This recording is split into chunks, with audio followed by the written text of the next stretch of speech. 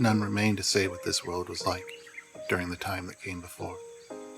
Too many seasons have come and gone, eroding away the memory of past civilizations. In solitude, a singular mind endured, wandering alone throughout the empty age. A shepherd whose flock consists of a single tree, and born from the race of those who came before, that called themselves infinite. They were masters over all things in their tiny corner of the universe, but the universe itself refuses to be controlled, and eventually it decided their time was finished. The infinite chose to fight their doom.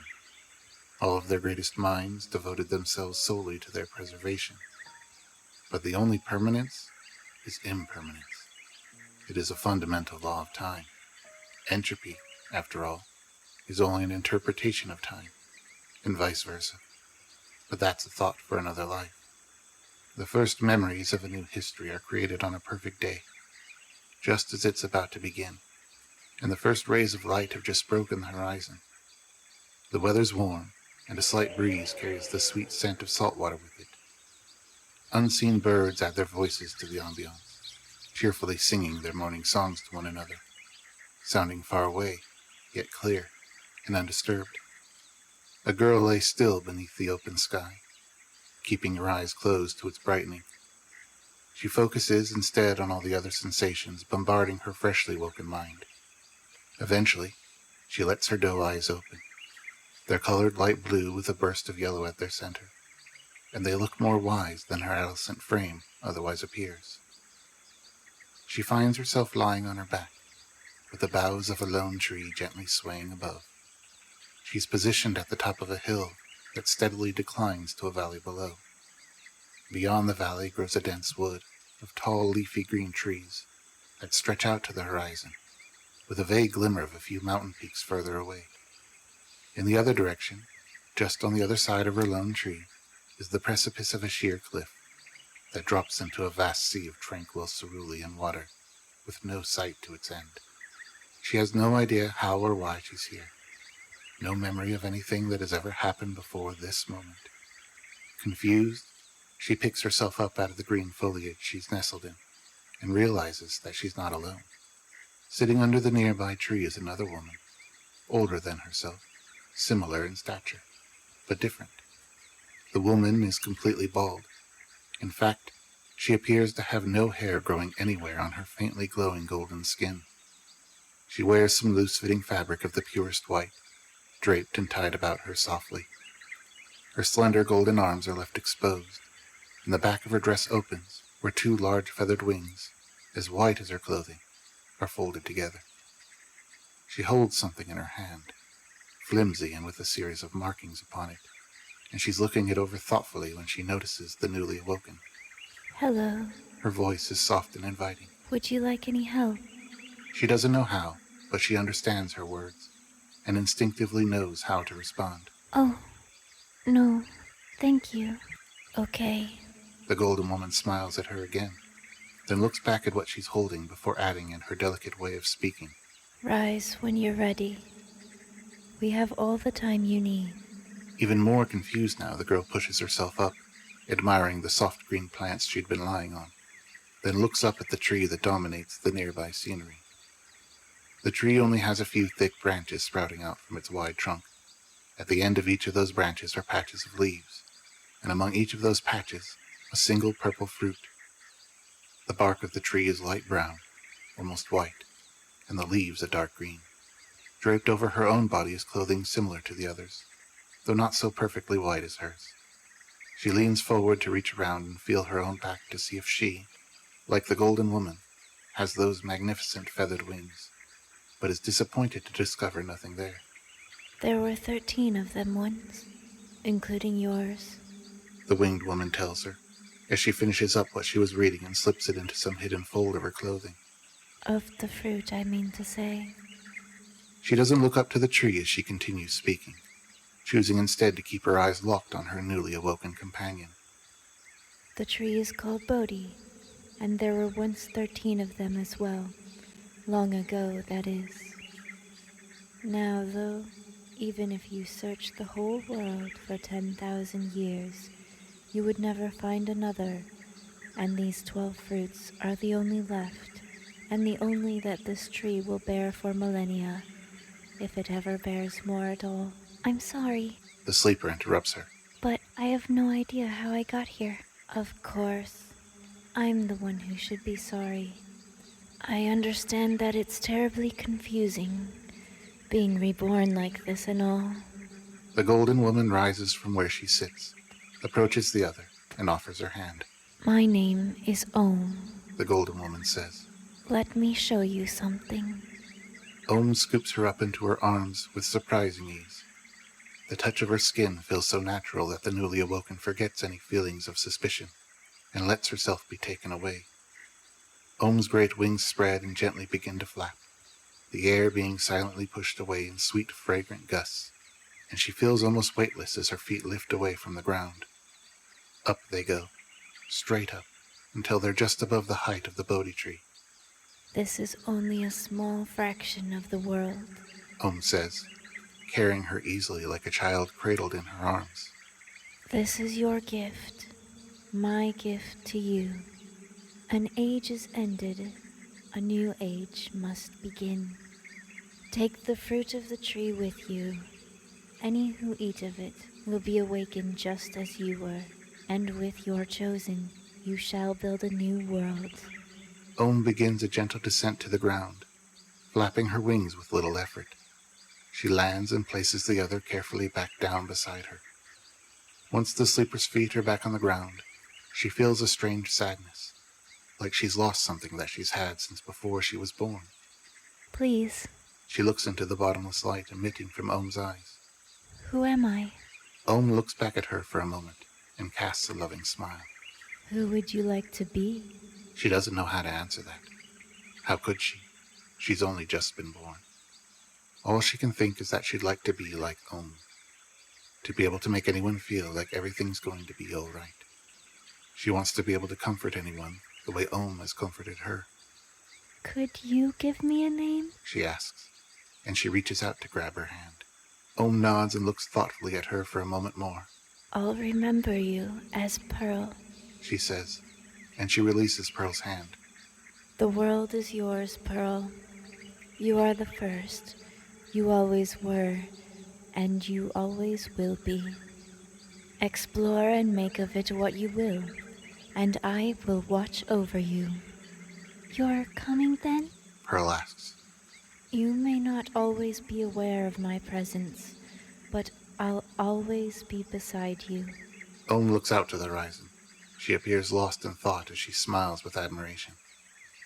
This isn't my world anymore, she eventually says.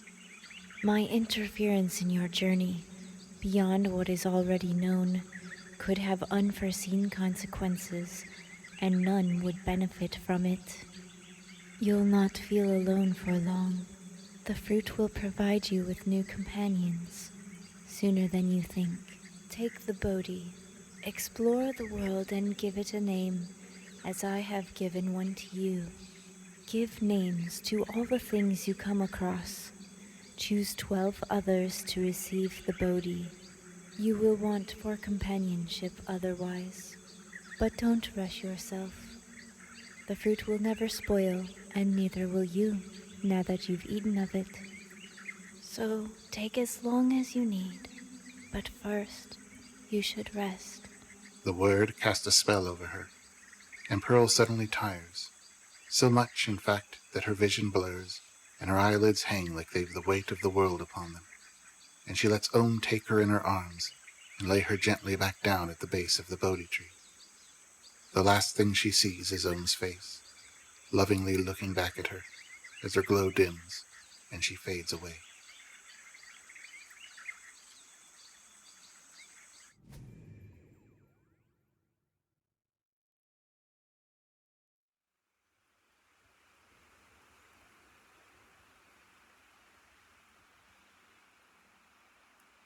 Pearl wakes again later that day, or maybe the next.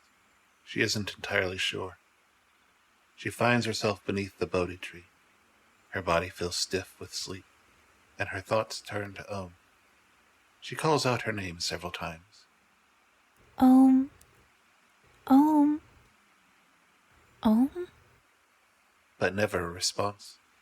She feels slightly abandoned as she sits there for a long time, just staring, with her mind fixed on the first memories shared with the architect of her destiny. Desperately, she tries to remember anything before the encounter, but try as she might, she cannot. It is the first day of her life, not only for herself, but for the idea of self. She is the first to know the natural world, the first to know she is a part of it. Everything looks new, unexplored, and awaiting her discovery. All she need to do is go forth and use her inquisitive young mind. Every detail of the world before her is a fiction, waiting to be named. The Bodhi, Pearl, and Om are the only things that have been named for her, and the remainder will become whatever she wills. Most of the time, when she looks at any random thing, a word for it comes to mind. Sky, sun, cloud, sea, forest, words she's never thought or heard, yet they immediately feel correct. Her head feels fuzzy, every sense mildly overwhelmed. For a moment, she begins to wonder if her memory of Om was imagined. The scenery around her is exactly like it had been. The only thing missing is Om's magnificent glow. She looks up at the Bodhi and finds the fruit have all been plucked from the branches. Om must have done it to save her the effort of having to climb up there herself. That's when she notices something lying against the tree that she decides to name Satchel, and the Bodhi fruit lying in a neat pile next to it. She picks one up. It's soft, yet firm, with a fuzzy dark purple outer skin, and it smells absolutely delicious. But she avoids the temptation to take another for herself. It's the perfect size for her to cup in her hand, and feels as light as a feather. She places the one she examines in the satchel, then gently picks up the rest, one by one, placing them inside with the others before closing the satchel's flap, and hanging it over her shoulder by the attached strap. For some time she remains there, not sure if she's making the right choice in moving on from this place. Unable to think of anything else to do, she waits. She doesn't know where Om is, or if she's ever coming back. Deciding the best way is forward, she takes her first steps toward the nearby forested area, and almost immediately trips, falling into the soft green foliage that she decides to name grass. Her hair is a mess from the fall, filled with dirt and debris, and now covering much of her face. It's light brown in color and highlighted by the morning light. Thick, wavy, and long, it falls to the small of her back when pushed away from her face. She pulls herself up from the fall, her yellow dress no longer as bright as it was, and continues forward, trying to be a little more aware of what she's doing.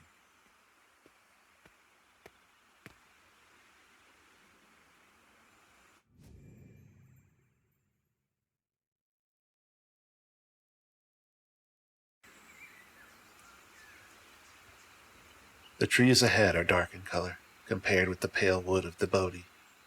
She names them Jang, while lightly running her fingers over the rough bark of the first one she encounters. Quickly, she begins naming every new thing she finds with the first word that comes to mind. Moss, vines, mushrooms, flowers, each coming in different varieties, each deserving of their own unique name. She continues that way until she's swallowed up by the enormous trees, unable to see the edge of the forest behind her, and all of the plants around her have become duplicates of those she's already named. She dips her head to sniff a large purple flower, and decides to name it Fusa. It buds out of a vine that snakes its way around the trunk of the nearest jang tree. As she removes her nose from the flower's fragrant center, she sees her first animal, a furry creature, poking its head around the same tree, and looking at her inquisitively. Well, hello. She says to the little creature. And what shall I call you? He's momentarily shocked by the complicated noise that is her speech, seemingly petrified by it. But eventually the small animal decides to trust her, in spite of it. Slowly the creature approaches, but stops just out of reach, and rises to his hind feet, which are more like paws, unlike her own. He cocks his head to the side, studying the queerness of her appearance. Standing at about half her own height, he's completely covered by a soft red coat of fur, from the top of his head with its big pointed ears, all the way down to the tip of his long tail, swishing silently behind him. He drops back to all fours and comes closer to sniff at the hem of her dress, then falls over and rolls onto his back, exposing his soft underbelly to her in a gesture of trust. She can't help but smile at this creature's cute display. I'll call your kind Rolot, she says to him. The Rolot sits back on his haunches and looks at her like he has no idea what she's talking about, then suddenly becomes alert to the presence of something that Pearl hadn't noticed. She sees it then. At first, it's just the rustling of a bush, but then a small gray man steps out, his teeth bared in a threatening growl. The Rolot moves with incredible quickness to hide himself behind Pearl. The gray man is only slightly taller than the Rolot, and his large black eyes stand out as a defining feature. His pupils are like little white clouds floating around in an otherwise dark abyss, and they dart back and forth between the Rolot and Pearl, sizing them up. His skin is hairless, with a similar texture to Pearl's, and uniformly gray all over. In his hand, he's holding a large, heavy-looking stick that he'd obviously intended to use as a weapon. Pearl names his kind Gray in her mind. They remain in a tense standoff like that for some time until, without Pearl noticing, the Rolot hiding behind her legs reaches into her satchel, pulls out one of the bodhi, and throws it at the Gray. It hits him square in the chest, and he instantly becomes hostile, throwing his arms in the air and screeching, trying to scare them off rather than fight them both. When they don't make a move to leave, he slowly reaches down to pick up the fruit thrown at him. Pearl dives for the precious bodhi to steal it back, but he swings at her with his club, snatches it away, and darts into the brush. Pearl pushes herself up, her hair all rustled from the fall. She considers going after him, but it's too late. He knows these woods better than she does, and has probably lived his whole life here. Maybe she has too, but if she has no memory of it. The bodhi will never spoil. Ohm had told her that much. If the Gray chooses not to take a bite of it, something else eventually will. Waking up to consciousness is a disorienting feeling, she knows, and it could be unbearable if one had to endure it utterly alone. She had Ohm, and he'll have her. She continues on, though the sky gets darker, and she does her best to track the Gray, all the while keeping her eyes open for any signs of the bodhi, in case he discarded it. Meanwhile, her friendly Rolot follows right behind, keeping a curious yet skeptical distance. Soon the sky becomes too dark for her to attempt following any trail, and she and her Rolot curl up under a jane tree that must be 10 times her own height, and they both fall fast asleep, comforted by each other's company.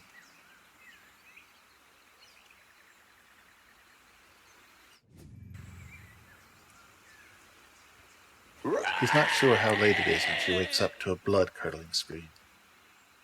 The Rolot pops up next to her, looking in the direction the scream had come from. He gets up and starts moving toward it, then stops to look back at her, beckoning her to follow. They find the Gray about 50 paces from where they slept, convulsing on the ground with the bodhi fruit lying just beyond the reach of his arm spasms. Pearl picks up the bodhi, which has already begun to rot much faster than any normal fruit should, now that it's been bitten into. She gently tosses it away, and it smashes against a nearby tree. Nothing left of it but a moldy pulp. The Gray's spasms end abruptly, and he lay there, deathly still. Neither of them moves to approach, remembering their last encounter. Yet they stay there with him regardless, just out of arm's reach. Light and warmth return to the day long before the Gray makes any sign that he's alive.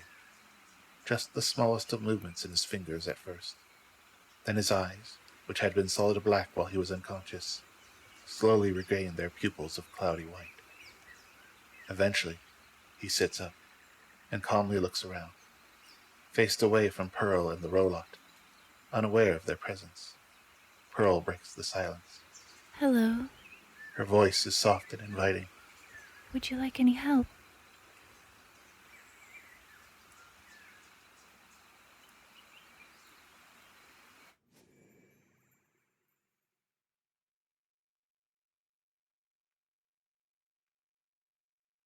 Confused and scared, lost and empty, surrounded by an infinite black void. He's never felt anything before, and now that he's able, he feels absolutely nothing. He thinks he remembers that he had a life before this, yet all he'd ever done was survive. That was his purpose. He'd hunted and foraged. Now he floats through nothing, feeling nothing. Something comes to him then, like a warmth being forced into his body, and with it comes knowledge, what it means to be alive instead of just existing. A language that he somehow instinctively knows, called enchant, gives words to his thoughts, and from them comes meaning and purpose. A feeling of weight comes to him, his body pressed firmly against the ground. Light begins somewhere far above and slowly grows until it fills the whole of his vision. Shortly after, he's able to make out the contrasting shapes of tall trees all around him, reaching for the sky, and he concludes that this place must be inside a forest of some kind. How he knows this, he does not know. With effort, he sits up to take in his surroundings, looking one way, then the other. This is a colorless world, he thinks to himself. He can remember names for the colors from the dream. Green, red, blue. But here, now, there are only shades of gray. The world is still and mostly silent, save the normal gentle sounds of nature, until an unseen voice from behind gives him a start. Hello. Her voice is soft and inviting. Would you like any help?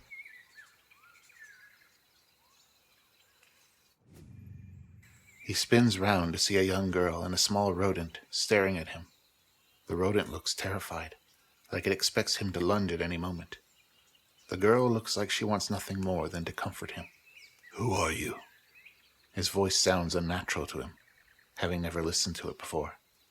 I'm Pearl, she says. Who am I?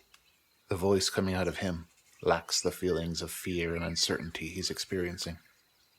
The girl continues to look back at him and a smile comes to her face. She stifles a giggle and asks him a question. Who would you like to be? He'd like to be what he was again, a creature without thought, whose life he understood. Then he thinks, why is this girl laughing at me? What's so funny? He asks her, but not rudely, more as an inquisitive question that lacks any defensiveness. It can be hard to tell in his monotone voice. I'm sorry, she says, stifling another giggle. It's just that the last time we met you, we thought you were so scary. And now that I can see you for real, well, you're not actually that scary at all. The robot standing behind her legs moves closer to him. At first, it makes him nervous, the way he moves silently on all four limbs, with his dexterous hands acting as a second set of paws. The robot gets right in his face and sniffs at his lips, decides that he likes him, and brushes his body against his shoulder, letting his tail swipe across his face. The girl has a smile that reaches to her ears, delighted to see that they like each other so well. The first name that comes to mind when I see you is Demon, Pearl says, answering his earlier question. Damon. He lets the name linger in the air just long enough to let it fully soak in. Then with a smile on his face, he says, Thank you. You're welcome, she says, returning his smile. And who is this? He gestures at the robot. I haven't named him, she says. He's not sentient, like you and I are. I've just thought of him as Rolot. Damon reaches his hand out and scratches the robot between the ears. Can I name him? He asks. She considers the idea of naming the robot and whether individualism and awareness should come along with having a name. She thinks of the Bodhi and how Ohm had told her to name the world and share the Bodhi with the worthy, which reminds her how this gray happened to possess the fruit. If she had been given the choice of whether or not to give a fruit to the gray she met last night, she doesn't think she would have. But this gray, Damon, appears to be a wholly different creature. She reaches into her satchel, pulls out a Bodhi, and gently tosses it to him. Feed him that first, she says. Damon catches the Bodhi and looks at it. He feels like he knows what it is, but at the same time, he knows he's never seen anything like it. "What is it?" he asks. A Bodhi, She says. the fruit of knowledge you might call it. It's what made you as you are, and myself as well. I'll explain more once we're all together. He takes one more look at the Bodhi before holding it out to the robot, who sniffs at the fruit before greedily snatching it out of Damon's hand. The robot wastes no time in taking a bite out of it, as much as he can fit in his mouth, and then another, and another, packing chunks of it into his cheeks before he takes the time to chew. It makes Damon smile. "I want to name him Righteous," Damon says. The robot cocks his head to the side and looks at him. He wonders if he understood, if the change was that instantaneous. He wonders if it had been like that for him. But then, without warning, Righteous goes visibly limp, like all the life had been ripped from him in an instant, and he crashes to the ground with a sickening thud. He lay there for some time, utterly motionless, before his body begins to contort, his back arching off the ground, his eyes and mouth agape. A terrible primal squeal escapes his lips just before he starts convulsing, his body bouncing around, his arms, legs, and tail flailing uncontrollably. Damon recoils in terror. "Is he all right?" he begs of Pearl. She appears to be almost at the point of tears, biting her bottom lip while watching him seize. When Damon's plea finally sinks in, she answers with a nod before managing any words. Yes? She says, I think so. It was like this with you, too. At least I think it was. I wasn't there when you bit into the Bodhi, but you were having seizures when we found you. He had no idea that it had been so violent like that for him. "Does it last long?"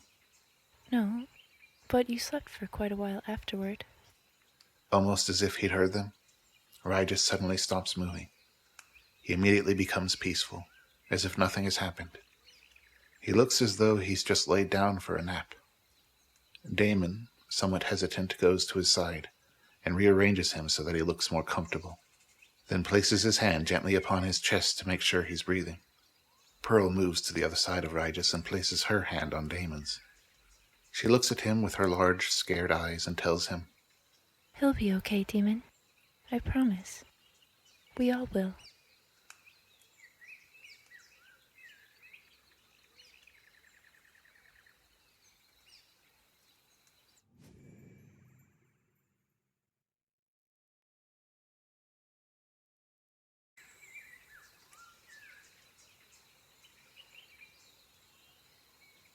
The day grows hot while they wait for any signs of consciousness from Righteous. At one point, after realizing they're experiencing the sensation of thirst for the first time, Pearl leaves Damon to watch over the robot while she explores the forest to look for water. She returns shortly thereafter, soaking wet, her yellow gown clinging to her thin body. Damon can't help but laugh at how ridiculous she looks walking back. "I take it you found some water," he says, showing his sharp-toothed grin. Very funny. I went to dip my hands in and slipped. But hey, at least I'm not thirsty anymore. They both enjoy a laugh at her clumsiness. Any signs of life from our new friend? "Nothing yet," he says, looking down at Righteous. A brief moment passes before he speaks. "Pearl, how long have you been like this? Aware, I mean," I was only born yesterday. she tells him. A day older than you, at most. Just like you, I have no idea where to go or what to expect. When I set out yesterday, I was terrified, to be honest with you. The world seems like a big place. Then I met him. She motions to Righteous. And you shortly after. You scared me at first. I think you were after him, looking for food, or maybe something else. But it was Righteous who threw the Bodhi fruit at you. It's him you can thank for your new life. Then, as if he'd heard his name, Righteous lets out the tiniest moan, and his head shifts ever so slightly toward Damon. His eyes squeeze more tightly shut, then open the slightest amount to let the first bit of light in. What happened? His voice, like him, is small and gentle. Pearl and Damon smile at one another, both of them thrilled that the initial fright of becoming conscious has passed so gently for the robot that they barely even noticed him waking up. Who are you guys? It's Pearl who answers. I'm Pearl, and this is Damon. Hi, Damon says. Hi, well, I don't actually know who I am. Damon answers this time. Your name is Rigis. We met last night. Rigis looks confused. He rolls over and pushes himself up, rubbing his head. He looks at Pearl with her wet brown hair sticking to her face, and then at Damon with his frightening appearance in stark contrast with his pleasant demeanor. So, He says, what exactly is happening here? The time has come, Pearl decides, for her to let them in on as much as she knows.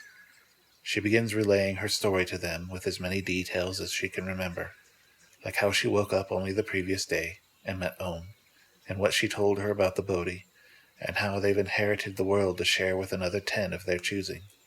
And where did you get your clothes? Damon asks. It hadn't even occurred to her that she's clothed and they're not. I was wearing these when I woke up, She says. I guess Ohm must have put them on me while I slept. I have no memory of ever putting them on myself. They were always just there. He seems slightly jealous, but lets it go.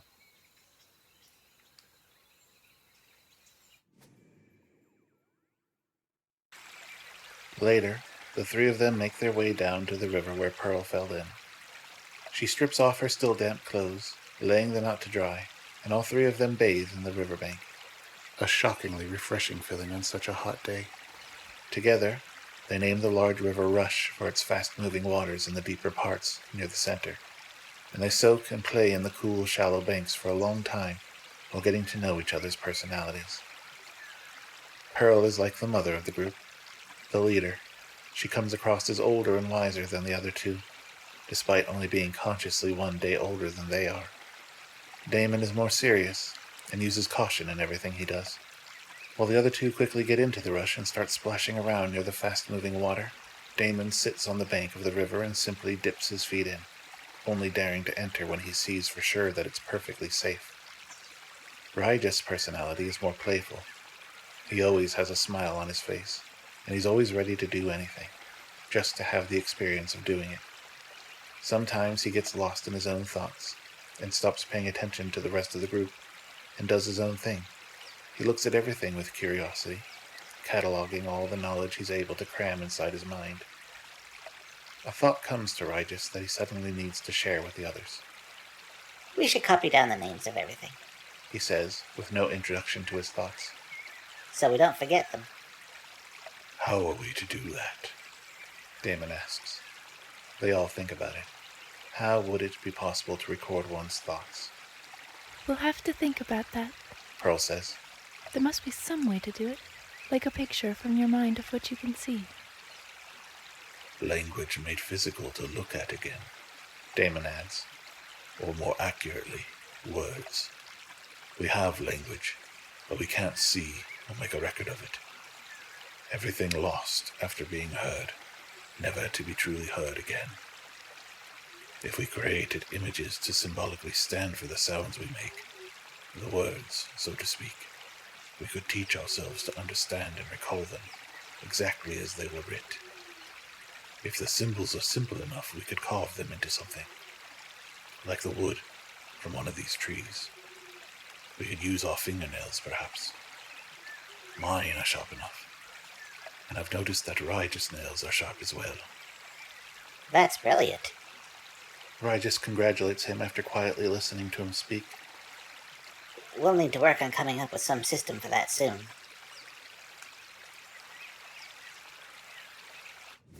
They lay out on the bank of the Rush to dry, with Raij's fur remaining damp long after the others are done warming up. Afterward, they spend the rest of the day foraging, trying to figure out what's edible and what's not. Damon finds he has a liking for bugs of various shapes and sizes, each kind given a name when they're found. But Pearl can't stomach them, and regurgitates them immediately. Raijis is able to keep them down, though he doesn't care for the taste. The Rolot eventually sniffs out a root they name Daucus and feasts on that for dinner, while Pearl climbs a jane tree and finds a gooey sap seeping out of one of the enormous flower buds growing in the canopy that is sweet and very much to her own liking.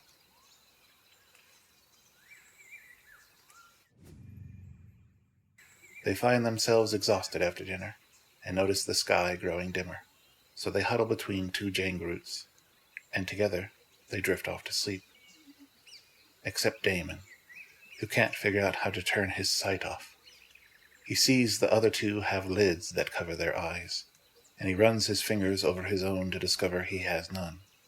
His eyes instead are covered with what is best described as a specialized clear skin, though it is harder than the rest of his skin, and more akin to glass.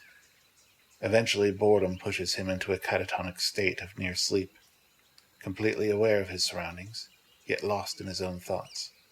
And in time, those two turn silent. They stay that way throughout the long cold night, until the sky begins ever so slightly growing brighter downstream of the river. Rygus wakes first, stretching his arms out in front of him, and letting out a yawn that exposes his many small teeth. Pearl wakes up more subtly, blinking her eyes a few times and taking in a deep breath through her nose. "What's causing the light?" Damon asks. Rygus sits up, rubbing sleep from his eyes and smacking his lips. I call it the sun. Pearl says. "Sun," Damon says. "I like it. We'll have to remember that for our language. I can feel warmth coming from it." It's beautiful when it rises. Pearl says. The perfect combination of oranges, pinks, purples, and blues. Rygus agrees that it's beautiful, but Damon can't see it that way. "Well, it hurts my eyes," he laments. "To me it appears to be just a bright white light." But the color of the sky, Damon, don't you think it's beautiful? "A simple gradient, light to dark. I don't see the color," he confesses. "And not just in the rising sun, but everywhere I look. It's all a shade of gray." Even though his voice carries no emotion, Pearl can see that he is saddened by his vision's lack of color, and her first instinct is to hug and comfort him. They spend the day following the river upstream toward the unknown. Pearl looks for new things to name, and when sharing names already given to things she found before her friends were awoken, they suddenly realize that they already knew. It seems that as knowledge is gained, it is being somehow imbued into the Bodhi fruit, so that it is already known when new children are awoken. Rygus pulls a slab of bark from a fallen tree and begins scratching shapes into it with his nails, taking those first steps toward creating a written language as he walks. Pearl walks beside him, lost in thought while admiring nature, and humming a melody to herself that she makes up as she goes. Damon follows them, mostly silent, deep in thought, uselessly trying to will himself to see color. He wonders if something went wrong during his metamorphosis into a conscious being. Maybe, he thinks to himself, he was never supposed to have been given the fruit. Maybe his existence is a sham. Maybe it's just an aspect of his species. The Gray. A more fitting name there couldn't be.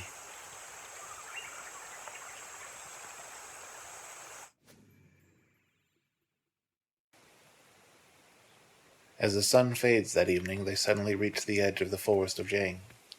Upon turning around and looking back at the trees, it looks as though they've just passed through some barrier that had been invisible from within, and the edge of the wood stands as a wall that stretches to the horizon in either direction.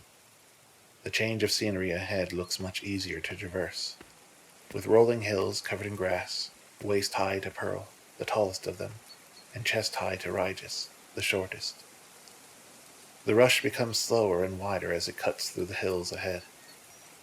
Only a few paces outside the cover of the trees, they find an outcropping of large boulders that form a small cave, the perfect spot to make a home for the night. Inside the small cave, they find room enough for all three to lay down comfortably, and there's very little wind, making for an amicable temperature. Near the back of the cave, Neatly laid out on the stone floor are 2 outfits, a small one, handcrafted in shades of brown and green, and a slightly larger one in black. They are perfect fits for Regis and Damon, respectively, and were obviously created with them in mind. Regis takes his and puts it on without questioning its origin, while Damon holds the outfit meant for him up to his chest to eyeball the fit before turning to Pearl and asking, "How is this possible?" They must be gifts from Om. Pearl answers. It's the only possible explanation. "Why would she not give them to us in person?" Yeah, Regis adds, already fully dressed in his new clothing. I'd like to meet her. I don't know, Pearl says. but she must have her reasons. At that moment, with them being so tired, the question of why Om isn't more present seems unimportant. They settle in, and all of them sleep very well that night.